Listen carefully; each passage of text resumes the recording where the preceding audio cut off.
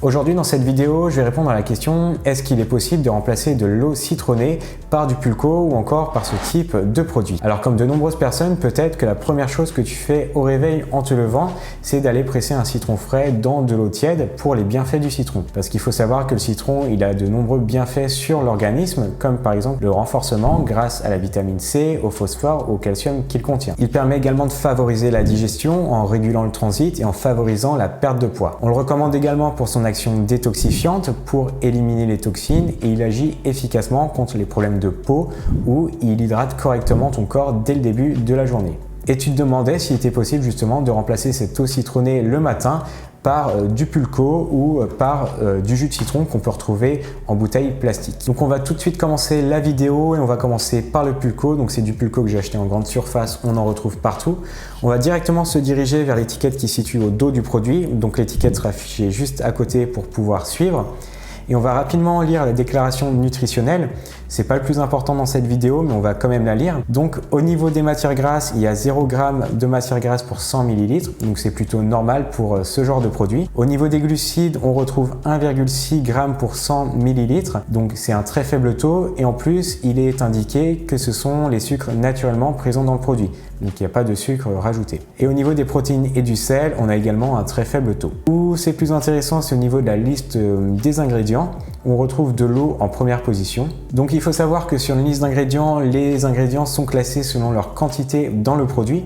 Donc ici par exemple pour le pulco, on retrouve majoritairement de l'eau. En deuxième position, on retrouve du jus à base de concentré, donc du citron à 35,5% et de l'orange à 4,5%, donc ce qui correspond à 40% de jus reconstitué. Donc dès qu'on lit jus à base de concentré, il faut savoir qu'il y a eu plusieurs étapes de transformation avant d'arriver au produit final. On va prendre le cas du citron. Le citron n'a pas simplement été pressé puis mis en bouteille. Il a subi plusieurs procédés. Donc il a été sélectionné puis trié selon un cahier des charges qui est propre à chaque industriel. Puis tous les fruits ont été regroupés dans une grande machine qui les a pressés pour pouvoir en extraire leur jus. Ce jus, il a ensuite subi une étape de raffinage et de centrifugation.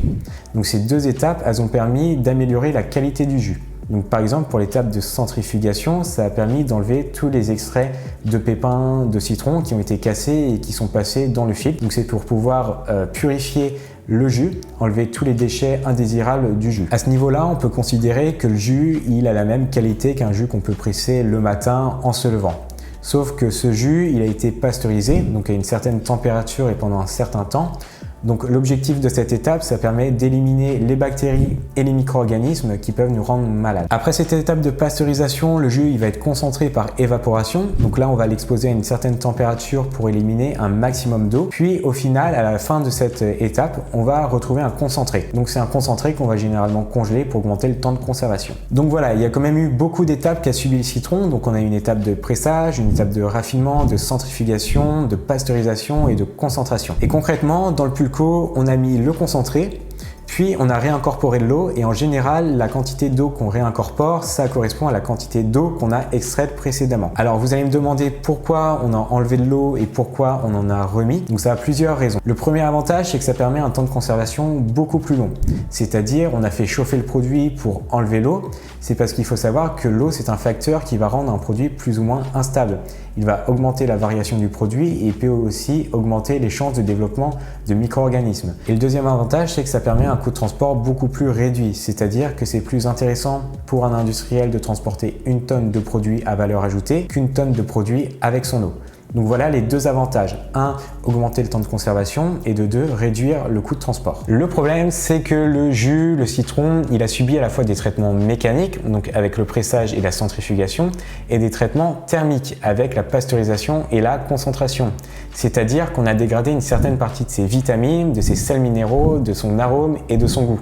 Parce qu'il faut savoir, dès qu'on a une étape pour augmenter le temps de conservation, donc généralement on va faire chauffer le produit pour éliminer l'eau et les micro-organismes, et ben on va détruire une partie des vitamines parce que les vitamines ne résistent pas à une certaine chaleur, donc elles sont dégradées. Donc on commence sérieusement à s'éloigner du citron frais qu'on va presser le matin. En plus, le concentré que l'on va mettre à l'intérieur, il va être dilué avec l'eau qu'on va rajouter dans le pulco.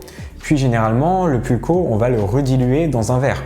Donc on va encore diminuer les valeurs nutritives qui étaient présentes dans le concentré. Si on continue rapidement sur la liste d'ingrédients, donc pulpe de citron à 5% et comme acidifiant, ils mettent de l'acide citrique et de l'extrait de citron. Donc c'est pour donner un goût plus acidulé au produit. Donc l'acide citrique, c'est un acide qu'on retrouve généralement dans beaucoup de produits industriels, notamment dans les sodas. C'est un acide qui est naturellement présent dans les fruits, mais on va généralement le synthétiser. Donc on va le synthétiser via une moisissure qui, via des fermentations biologiques, va produire l'acide citrique, qu'on va ensuite extraire la moisissure pour ensuite l'intégrer dans des produits industriels. L'acide citrique à faible quantité, il n'y a pas de danger sur notre organisme. Il faut juste faire attention parce qu'en grande quantité, il peut causer des problèmes d'émail dentaire, comme pour les grands consommateurs de soda par exemple, on leur dit de faire attention de ne pas trop en consommer pour les dents. Donc en conclusion, pour le Pulco, je considère que c'est plus une boisson rafraîchissante que tu vas consommer tout au long de la journée, après le sport, lorsqu'il fait chaud ou pour te désaltérer, qu'une boisson à des fins diététiques, parce que toute la valeur nutritionnelle du citron, elle a quasiment disparu dans ce produit. Et c'est plus une boisson au goût citron qui va permettre de donner un goût citronné, acidulé à d'autres boissons, comme des cocktails par exemple. Maintenant, pour les personnes qui se demandaient si on peut remplacer le jus de citron par ce type de produit, donc c'est du jus de citron sous barquette plastique. Encore une fois, il faut regarder la nature du jus. Pour ma part, c'est du jus à base de concentré, donc c'est le même processus de fabrication que pour le Pulco. Donc encore une fois, la valeur nutritive, elle est diminuée, elle est absente. Moi, dans mon produit, j'ai aussi un conservateur. Le conservateur, encore une fois, il n'est pas dangereux en faible quantité. Si on en consomme trop, il peut avoir des effets sur notre santé. Alors même si le temps de conservation du citron frais est beaucoup plus faible et que le prix est beaucoup plus élevé que ces deux autres produits, il est plus intéressant de consommer des citrons tous les matins pour ses valeurs nutritives que justement ce genre de produit où on a fortement diminué tout ce qui va être vitamines, sels minéraux, arômes et même niveau goût.